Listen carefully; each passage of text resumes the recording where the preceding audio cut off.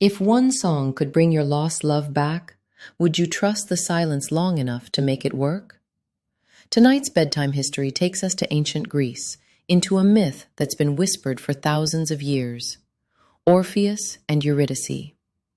It begins in sunlight, wedding music, bright air, and a poet whose lyre could make even stones feel something. But it ends in the underworld, where every footstep echoes, every shadow feels alive, and one simple rule becomes the hardest test a human heart can face. As you listen, let the story move slowly, like torchlight along old stone. This isn't just a romance, it's a lesson the Greeks told about grief, trust, and the terrible pull of doubt. Settle in, we're going down. Orpheus was not a king, not a warrior, not someone who conquered with a spear. His power was stranger than that, quiet and irresistible. The Greeks said his music could calm wild animals, bend branches toward him, and smooth the anger out of the human mind. When he played, arguments paused. When he sang, even the sea seemed to listen. And one day, among the ordinary miracles of daily life, market chatter, sun on stone, the smell of olives and dust, Orpheus met Eurydice. In some tellings, she's a forest nymph. In others, simply a young woman whose presence felt like clean air. They fell in love with the kind of certainty that makes the world look newly made. They married, and the story seems, for a moment, like it will end there. But Greek myths rarely do. The shift from joy to sorrow in this myth happens fast, like a door slamming in a quiet room. Not long after the wedding, Eurydice walked through tall grass. A sudden bite, a sharp sting. In many versions, it's a snake hidden in the reeds. She stumbled, reached for help, and the bright world went dim. To the ancient Greeks, death wasn't only an ending, it was a boundary, one you didn't cross and return from. The dead belonged to Hades, in the underworld, a realm below the earth where daylight never quite arrives. Orpheus was left in the world above, with a silence that felt too large to breathe. He didn't accept it. He didn't know how. So he did what only he could do. He turned grief into music, and aimed that music at the gates of death itself. In myth, the path to the underworld isn't just a tunnel, it's a decision. Orpheus traveled to a place where the earth opens, an old cave, a fissure, an entrance locals avoid. He carried no sword, no army, just a lyre, and the fragile idea that beauty might be stronger than law. Down he went, step by step, into air that felt colder and older. The living world faded behind him, birdsong, wind, the smell of sun-warmed stone. Ahead waited the underworld's first warning, sounds that weren't quite sounds, whispers that weren't quite voices. The Greeks imagined the borderland filled with wandering shades, memories without bodies, drifting like smoke. Orpheus played as he walked, not loud, not proud, a steady thread of music, like a handhold in the dark, and the shadows, astonishingly, made room for him. Soon Orpheus reached the river that divides worlds. The Greeks called it the Styx, black water, heavy and still. A ferryman waited there, Charon, grim and patient, guiding souls across. The dead paid him with a coin placed on the tongue or under the lip. Orpheus had no such payment, and he was not supposed to be there. So he did not bargain with money. He played. The melody slid across the river like moonlight. Charon, whose job was to say no, paused. His hard face softened into something almost human. The oar rested. The boat drifted closer. And then came Cerberus, the three-headed hound who guards the gates, all teeth and muscle and ancient hunger. Orpheus played again, and the monstrous guardian did what no one expects a monster to do. It lay down, not defeated, not harmed, simply lulled into sleep by a song that spoke to whatever is oldest in the heart. Beyond the gates, the underworld opens into a strange kind of order. This is not a fiery pit in the Greek imagination. It's a dim kingdom with rules, a place where the past weighs more than the present, where heroes, farmers, queens, and children all become shades, equal in their quietness. Orpheus walked through fields of asphodel, where pale flowers were said to grow for ordinary souls. He passed figures who no longer cast shadows, who no longer needed sleep, because sleep is for the living. And everywhere he went, the music changed what it touched. The punishments of the damned slowed.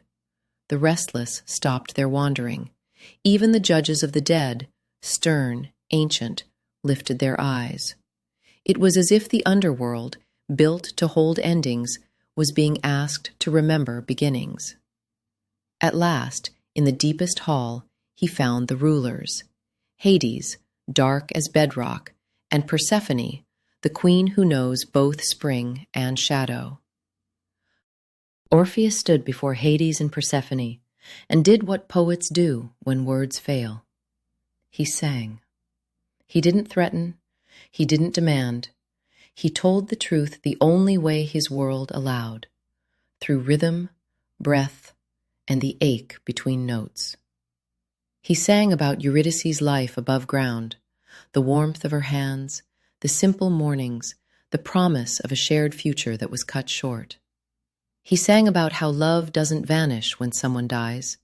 It lingers, heavy and bright, and it can make the living feel half ghost. The court of the underworld listened. The shades listened. Even the stones seemed to hold still.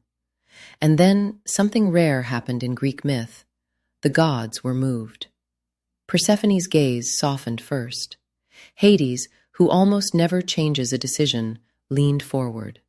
They would allow Eurydice to return. But there would be a rule. There is always a rule. Hades set the condition with cold clarity. Orpheus would lead Eurydice back to the world above. She would follow behind him, and until they reached the surface, until sunlight touched them both, he must not look back, not even once. If he turned his head, if he demanded proof before the journey was complete, she would be pulled back into the underworld forever. The rule sounds simple, and that's what makes it terrifying, because it isn't really about eyesight. It's about trust. It's about walking forward with love close behind you, unseen, unheard, uncertain, and believing it's still there. Orpheus agreed, and the journey began. He stepped into the dark corridor leading upward. His music was quieter now, as if the notes themselves were holding their breath. Behind him, he sensed movement, a presence, a soft footfall, maybe only imagination. One step, then another. Stone, mist, silence, and the long, thin thread of hope. As Orpheus climbed, doubt climbed with him. The underworld is not kind to certainty. It presses on the mind. It makes you question your senses. Was that really Eurydice behind him? Or a trick? Were the gods laughing? Had he misunderstood the rule? He listened for her footsteps. Sometimes he thought he heard them, a soft scrape on stone, the gentle hush of cloth. Then the sound would vanish, swallowed by the cave. The closer he got to the surface, the more he feared the cruelest possibility, that he was walking alone, carrying nothing but a hope that would end in humiliation. His chest tightened. His palms went cold on the lyre, and still he did not turn. In the distance he could see it, the first pale hint of daylight, like the world above was breathing through a crack. He was almost there. so close that the air began to change, less stale, more alive. That is when the human mind does something dangerous. It whispers, "Just check, just once." At the threshold, right at the edge of victory, Orpheus looked back. Maybe he did it out of love, maybe out of fear, maybe because the silence behind him felt too empty to bear. For one heartbeat, he saw Eurydice, not fully alive yet, not fully gone, her figure like smoke lit by dawn. Her face held surprise, then sadness, then a kind of acceptance that hurts more than anger. She reached toward him. He reached back. But the rule was older than compassion. The underworld claimed what belonged to it, and Eurydice began to drift away, pulled backward as if the darkness had hands. She didn't scream. In many tellings, she only says one word, his name, softly, like a final note. Orpheus stumbled forward into daylight, but the sun felt wrong on his skin, because he had crossed the boundary alone. And this is the quiet cruelty of the myth. He didn't lose her in a battle. He lost her in an instant of doubt. Orpheus tried to do the impossible, twice. He begged, he called out, he ran back down into the cave, but the path had changed, because myths often change the world the moment you break a rule. Charon refused him now. Cerberus would not sleep again. The shades did not part. The underworld had heard his song once, granted its one exception, and closed its doors. So Orpheus returned to the world above, carrying a grief that felt heavier than the earth he stood on. He stopped singing for crowds. He wandered alone. Some stories say he played only for rocks and trees, because nature, at least, did not ask him to explain himself. And yet, even in sorrow, he remained Orpheus. His music became a memorial, a way to keep Eurydice near without pretending she was still there. That's an ancient idea, and a strangely modern one too, that art can hold what life cannot. And if you listen closely, you can almost hear what the Greeks were trying to tell us. Love is powerful, but it doesn't erase the rules of loss. So why did this story survive for thousands of years? Because it isn't only about the underworld. It's about that moment every human recognizes, when you're almost safe, almost healed, almost past the worst of it, and your mind still turns back. The Greeks gave that feeling a mythic shape. They made it a corridor of stone, a rule spoken by a god, and a single glance that changes everything.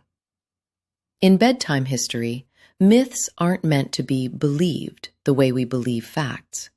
They're meant to be carried, like a small lantern, into the parts of life that are hard to name. Maybe tonight, Orpheus and Eurydice can be that lantern, a reminder that trust is sometimes walking forward without proof, that grief can make even love feel uncertain, and that when we lose someone, we don't stop loving them. We just learn a new way to hold them. Now let the story fade like music at the end of a hall, and let your thoughts grow quiet.